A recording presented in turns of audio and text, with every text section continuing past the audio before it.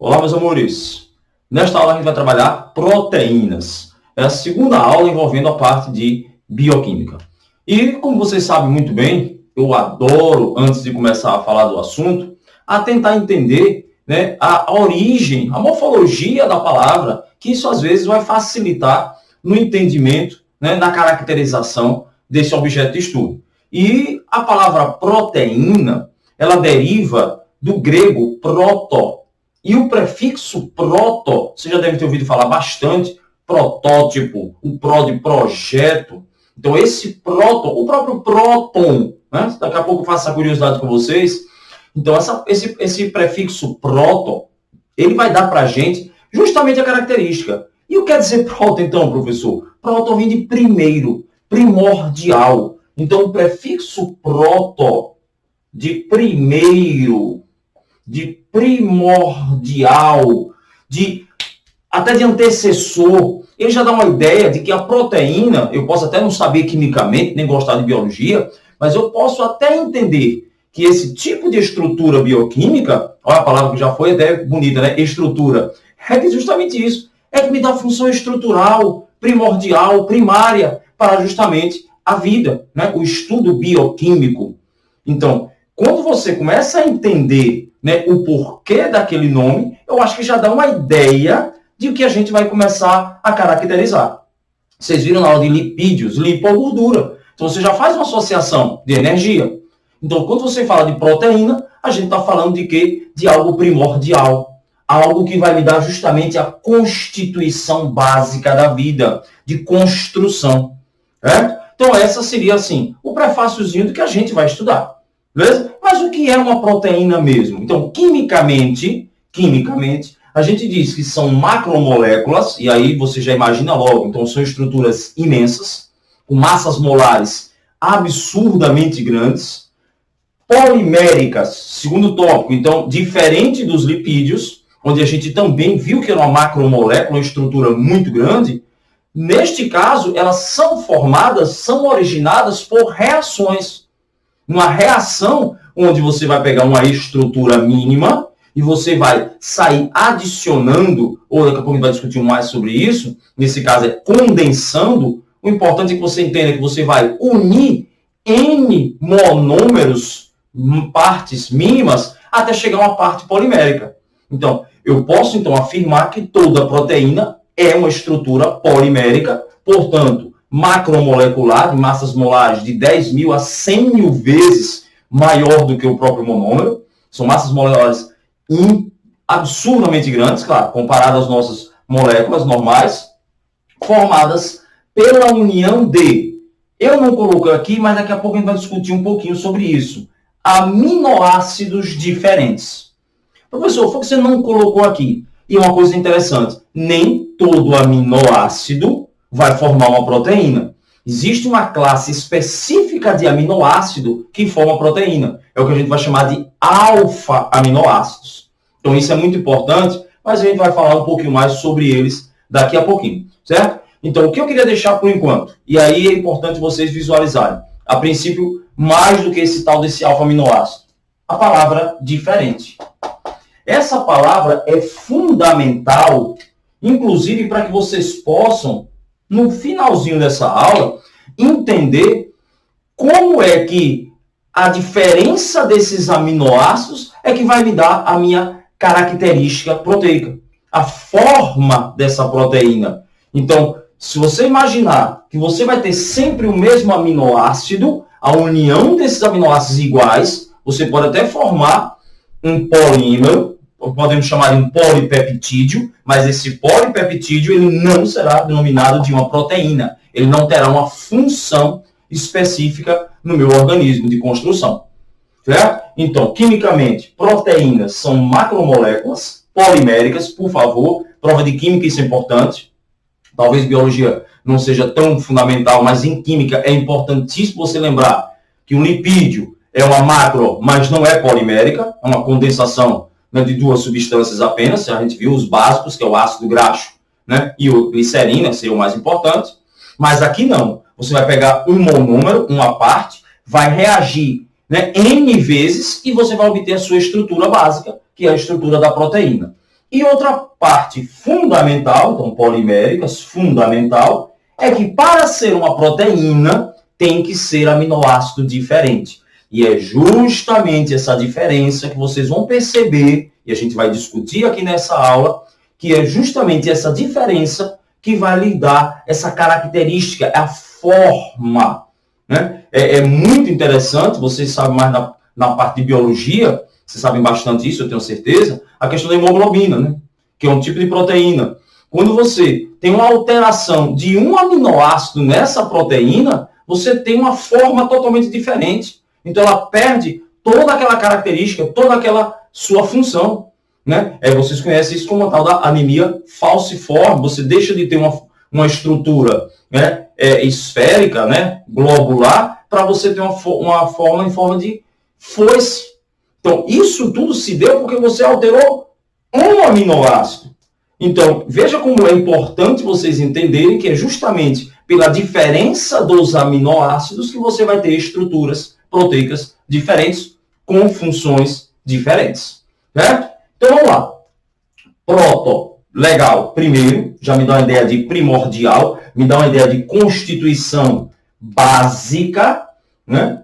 Fundamental de construção dos seres vivos, do nosso organismo. Só por curiosidade, se você pegar, né, o músculo, 80% do peso de um músculo, né, tem muito não, mas não importa, 80% do peso de um músculo é constituído de proteína. 70% da nossa pele é constituída de proteína, para você ver só como é importantíssimo, e lógico, a sua presença, né, a sua existência. É a existência fundamental, primordial, certo? Então, vamos lá. Já que nós já sabemos quimicamente o que é uma proteína, qual a sua função, claro, de maneira bem abrangente, lógico, o objetivo da gente aqui não é a biologia, mas de maneira bem abrangente, a sua função biológica, que é de construção, né, de formação. Então, vamos então agora entender como elas são formadas. E a primeira coisa que eu tenho que entender, então, é o que é um aminoácido.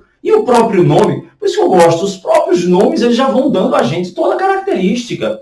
Então, quando você lê essa palavra aminoácido, você acabou de descrever a sua estrutura. É uma estrutura orgânica que apresenta uma função mista, uma função de ácido carboxílico, estamos aqui, né? Nosso ácido carboxílico e o grupamento amina, que a gente viu, ou se vocês não lembram, quando essas aminas são primárias. Professor, o que é uma amina primária? Relembra aí. A amina primária é quando ela é monossubstituída. Aqui, ó, lembre que o nitrogênio derivaria da amônia, né, NH3, ou você lembre que o nitrogênio faz 3 ligações, covalências normais. Como você tem 2 hidrogênios, então um hidrogênio foi substituído pelo radical. Ou de maneira simples, você está vendo aqui uma ligação no nitrogênio. Essas aminas primárias, segundo as regras químicas, também podem ser dado a sua nomenclatura usando a palavra amino. Principalmente quando a minha estrutura é muito grande ou quando ela vem como função mista. Porque a função mista básica, nesse caso, outra coisa importante, né, é a função que tem a carboxila. Então, aí, diquinha para o pessoal, viu? A função mista de preferência, na hora da nomenclatura, é justamente a carboxila. Depois vem uma carbonila.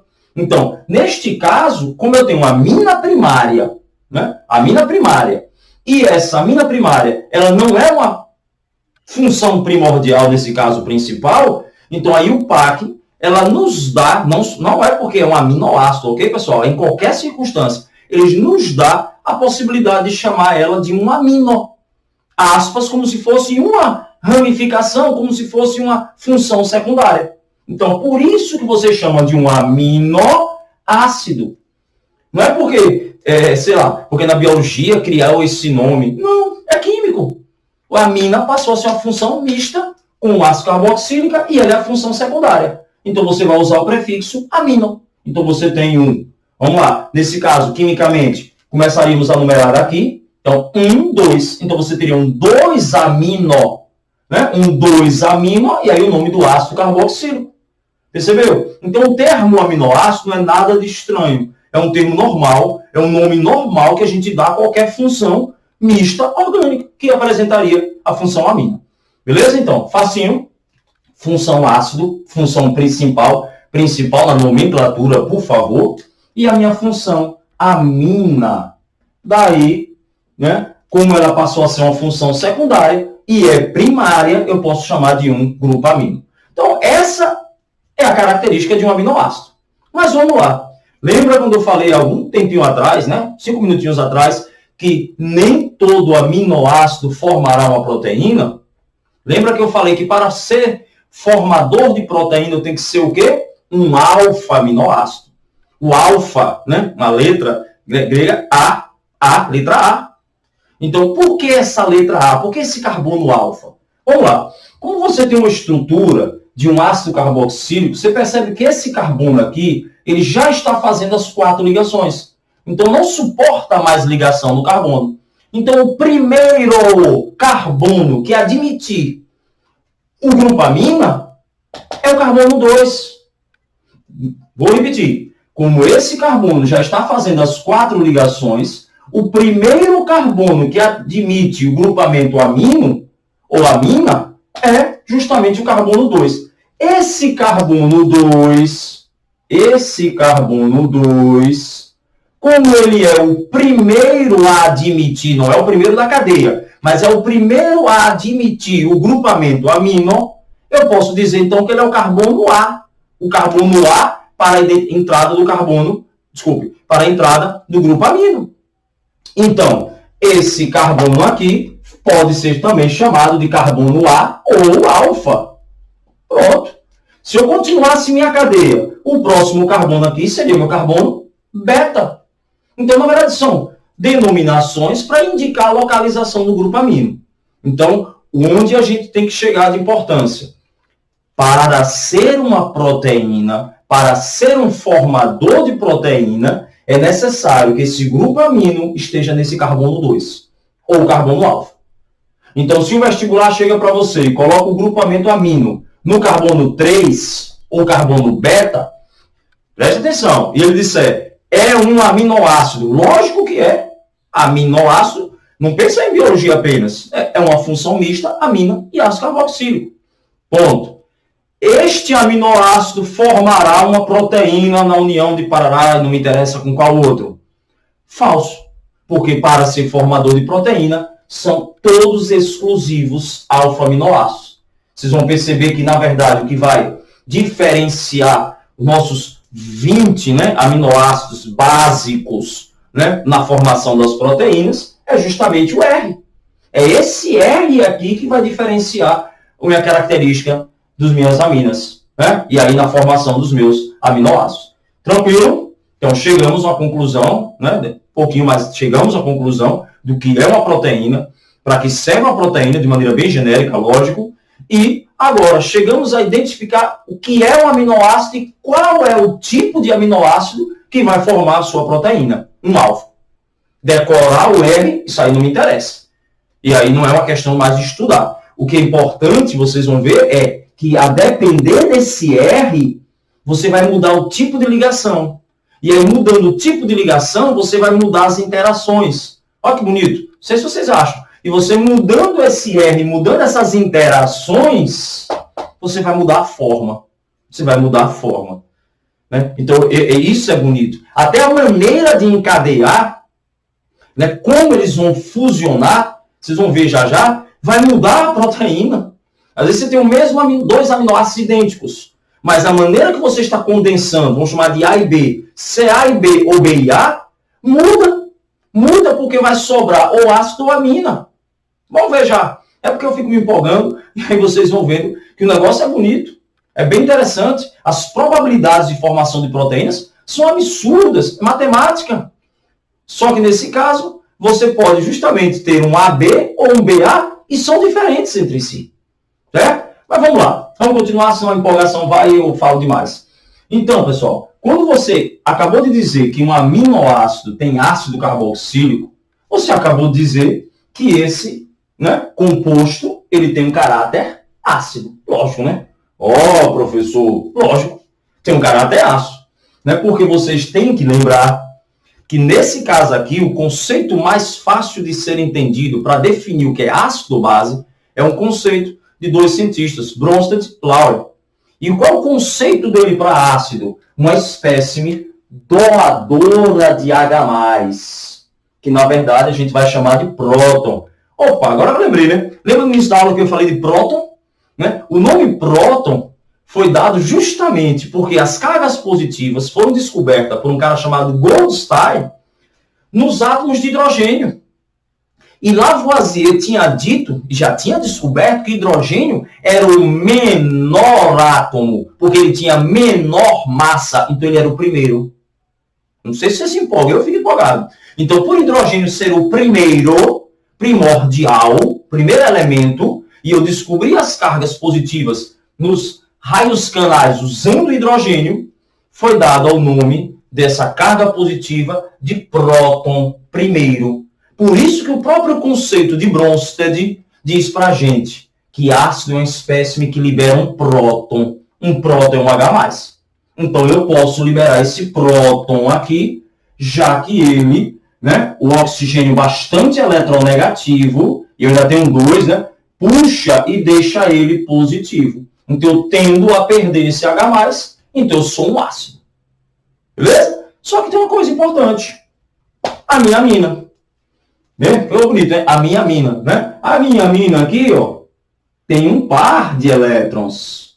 E se ela tem um par de elétrons, é tudo que um próton quer. Ele está deficiente de um par de elétrons. Então é justamente o conceito de quem? De Bronsted. Se ácido é aquela espécime que pode doar um próton ou um H+, a base é uma espécie que pode receber.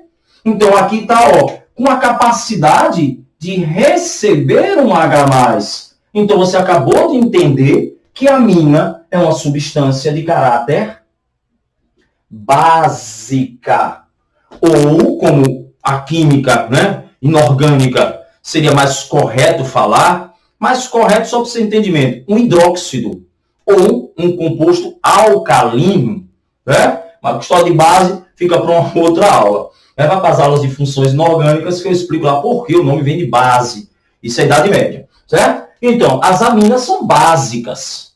E os ácidos carboxílicos, lógico, são ácidos. Então, eu posso afirmar que o meu aminoácido, que tem uma função mista ácido e amina, ele é um composto, ele é uma substância dupla. Ou seja, ela é anfótera. Ela tanto pode reagir com ácido, como pode reagir com base. Isso é muito interessante. Tá? Isso vai ser também interessante, justamente porque essa capacidade de liberar H+, receber H+, vocês vão ver já já, que pode alterar a quantidade de cargas elétricas na minha estrutura. E carga elétrica numa estrutura vai caracterizar justamente a minha cadeia proteica. Tudo vai se encaixando, pode ficar sossegado. Certo? Então, a observação que eu queria colocar aqui é justamente essa. Por ser anfótera, esses aminoácidos, vamos botar aqui um R, genericamente, H-NH2-C dupla OH, ele pode reagir aqui com uma base, não tem problema nenhum. E ao reagir com uma base, não se preocupe que essas reações não são importantes, mas você saberia fazer, o que é que vai acontecer? O H vai sair e vai neutralizar quem? A hidroxila. Então você teria a formação de quê? De água, lógico, e você formaria aqui o seu sal, né? Você formaria o R-CH-NH2. Ó, o que aconteceu aqui, ó. Ficou negativo e você formou o Na+. Mais água, lógico, tá aqui já bonitinho mostrado. Ou você pode ter um aminoácido qualquer, né? Hidrogênio, NH2-C, dupla OH, e ele reagir com ácido também. Né? Daí o seu caráter anfótero. Eu posso tanto reagir com base, como eu posso reagir com ácido. Professor, e como é que vai ser essa reação? Lembre que o grupo amina tem um par de elétrons que pode receber quem? O H+. Então, você passaria a ter quem? Você passaria a ter R, traço CH, traço NH3, mais, você recebeu um H+, traço C, dupla O, traço OH e o Cl-. Está lá, em meio aquoso. Mas eu juro a vocês, não fica agoniado nem preocupado com essa reação. Isso aqui é para mostrar a vocês que todo e qualquer aminoácido, veja que não me interessa o R, ele tem caráter anfótero. Ou seja, ele tem a capacidade de reagir com bases ou ele pode reagir com ácidos. Isso é que é importante. Certo? Então vamos continuar. Vamos continuar porque ainda tem muita coisa bonita, aquela só magiquinha ou e vai, né? Vai e volta, para a gente falar agora sobre uma coisa que vocês sempre me perguntam, o tal do zwitterium. Falei bonito, hein? Então vamos lá. Então vamos lá, né? Aquela velha magiquinha de aulas gravadas. Então vamos embora. O que é que a gente acabou de visualizar? A gente acabou de visualizar que um aminoácido ele apresenta tanto caráter ácido como base, podendo então reagir com uma base ou reagir com um ácido. Então, o que é que a gente pode também continuar nosso raciocínio? Ora, se eu tenho aqui um caráter ácido, ou seja, se eu posso perder H+, justamente, né, doar um próton, segundo Bronsted, e meu grupo amina, ele tem uma capacidade de receber um H+, por que não, né? Por que não haveria uma possibilidade do próprio aminoácido sofrer uma autoneutralização? E essa autoneutralização, ou uma neutralização intramolecular, né, justamente porque você tem a dupla capacidade nem a mesma estrutura, você vai formar o quê? Perceba, você vai perder o H+, e esse H+, vai ser atraído pelo grupamento amina. Você promoveu a neutralização. Quando essa neutralização ela ocorre, olha, vamos ver o que acontece. CH3, traço C, H. Você capturou um H+, essa captura aqui é a famosa ligação coordenada. Muitas vezes a gente pergunta, professor, essa ligação coordenada existe? Claro que existe. Agora, ela existe nessa condição, justamente na condição de Bronsted. Você tem um par e alguém está aqui, ó, catiônico, deficiente, então haverá uma atração eletrostática. Nessa atração eletrostática, haverá a formação aqui, ó, do NH3+, formou um cátion. E vamos ver o que aconteceu com a carboxila. Na carboxila, a gente acabou de perder o hidrogênio. Então, o oxigênio aqui ficou o quê? Negativo. Perceba o que forma. Sem decorebas, só perceba, né, que você promoveu uma autoneutralização, até porque não haveria impedimento nenhum. Se a gente sabe que isso aqui reage com uma base, e isso aqui reage com um ácido, estruturas pequenas podem sofrer uma autoneutralização. Quando ele se autoneutraliza, você passa a ter aqui uma carga negativa, e aqui você passou a ter uma carga positiva. Você passou a ter um ânion e você passou a ter um cátion. Ora, você passou a ter uma única estrutura com duas cargas diferentes. Essa estrutura de um íon duplo, um íon híbrido, é que é chamada de Zwitter. Porque Zwitter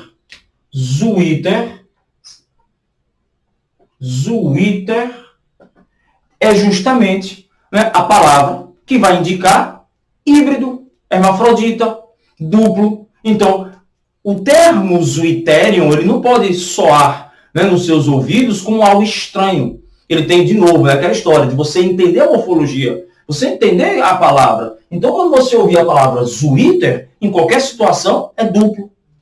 Né? Dupla capacidade. Nesse caso, você então o quê? Tem um íon duplo. Então, você tem um Zwitter íon. Um Zwitterium.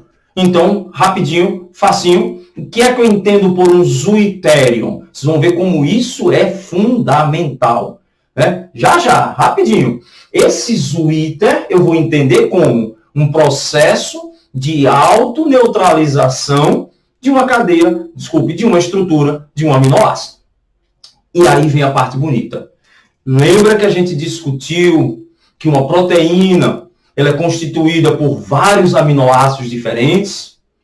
E a existência de vários aminoácidos diferentes poderão me dar cargas diferentes.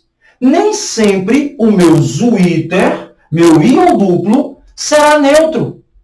Isso é muito interessante.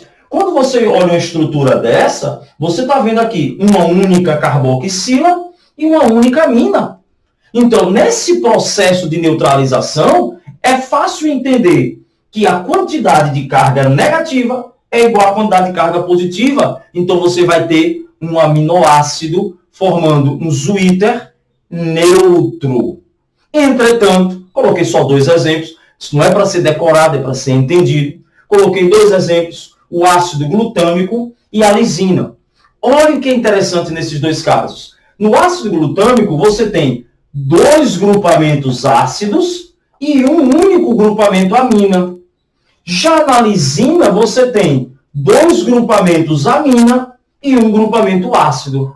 Consegue já tentar visualizar o que é que vai acontecer? Ora, quando eles sofrerem uma autoneutralização, você aqui vai perder 2H+, mas ele só vai receber 1. Ou seja, vamos visualizar. Perdi um hidrogênio, fiquei negativo. Perdi um hidrogênio, fiquei negativo. Entretanto, só houve uma captura. O outro virou, né, H3 ou mais. O meio ficou ácido. Você tem acidez em excesso. Então, neste caso, o NH2 vai capturar e aqui você vai se transformar em quê? Em NH3+. Mesmo você tendo uma carga positiva, é um Zwitter? Sim. Um Zwitter aniônico. Ele tem excesso de carga negativa.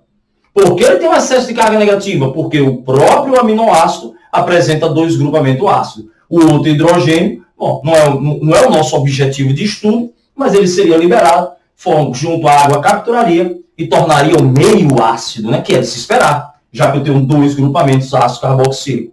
Então, esse é um Zwitter aniônico. Então, veja aqui, Zwitter duplo. Mas nem todo Zwitter, ele é, tá certo? Eletricamente neutro. Eu posso ter um Zwitter aniônico e também, olha lá, ao contrário. Nesse caso, lembre que você tendo água aí, você tem aí excesso de água. Você tem H+, e você tem um H- disponível. Então, quando você libera isso aqui, você vai ficar aqui negativo, né? Você aqui ficou NH3+, e você também pode capturar os H+ provenientes da água. A água está lá como meio, e a gente sabe que a água se auto-ioniza, liberando H+, liberando OH-. Ora, quando você tem uma parte básica a mais aqui, ó, ele capturando um H+ da água, ó, então eu vou ficar com NH3+, o que é que aconteceu? Sobrou hidroxila, tornando o meio básico. E aí, o que me interessa para a parte de proteína, você tem 2 cargas positivas e uma negativa. Ou seja, você passou até agora um Zwitter positivo, um Zwitter catiônico. Certo? Então, vamos recapitular, que aí vem agora uma observação muito importante para vocês, principalmente para a galera que vai fazer medicina, principalmente para vocês vão ver já já. Então, o que é o Zwitter? O Zwitter nada mais é do que uma neutralização interna, intramolecular de um aminoácido, já que ele tem a função ácido e a função base. Nessa neutralização que acontece naturalmente nos aminoácidos, né, você vai ter dupla capacidade, dupla formação de carga negativa e positiva. Esse íon duplo vai ser chamado de Zwitter. Podia ser, sei lá, botar no português, íon duplo. Mas aí o PAC é um órgão, né, mundial e estabeleceu o nome Zwitter. Híbrido, hermafrodita, duplo, íon duplo. O que a gente viu mais? Que esses íons duplos, a depender do tipo de aminoácido, ele pode ser neutro, né? Ele pode ser negativo ou ele pode ser positivo. Certo? Onde a gente vai chegar? Nessa aula não, né? Porque para não ficar muito grande esse vídeo. Mas no andamento dessas aulas, você vai ver uma coisa muito bonita. Um teste de proteína, de DNA, de RNA.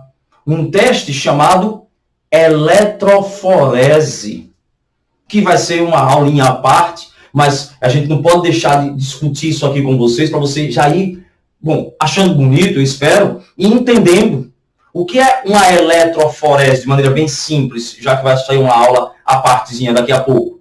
Vai ser uma atração eletrostática de uma cadeia, vamos pensar assim, como eu estou trabalhando, proteica.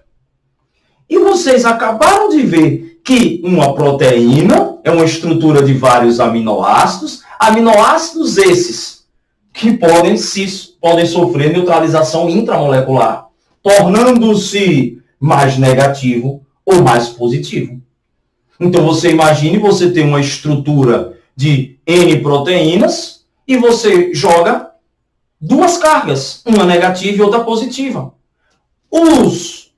As proteínas como estrutura total que apresentarem aminoácidos negativos, aniônicos, elas vão ser direcionadas para o positivo. Já as proteínas que tiverem maior concentração de cargas positivas, elas vão ser direcionadas para o polo negativo. O que a gente vai chamar daqui a pouquinho de catoforese, ou catodoforese, ou cataforese e anaforese. Vai ser uma atração eletrostática de uma cadeia que apresente um aminoácido zuiteriônico, ou seja, negativo ou positivo. Olha que bonito. Então a gente pode separar uma cadeia proteica pelo tipo de característica de carga. E se ela tiver a mesma carga? Se ela tiver a mesma carga, eu posso separar, se eu tiver massas molares diferentes. Porque a força elétrica aplicada com uma quantidade de carga X, ela vai atrair de maneira diferente cadeias com tamanhos diferentes. Praticamente já falei tudo, Era para a próxima aula, a gente fala um pouquinho mais detalhado. Mas isso é para você entender como é bonito, E é importante, então, você entender o que é um Zwitter. E aí eu fico indignado, me perdoe esse desabafo, quando vocês começam assim, uma eletroforese, atração eletrostática, mas não entende o que é um Zwitter. Como é que você pode discutir eletroforese se você não sabe o que é um Zwitter?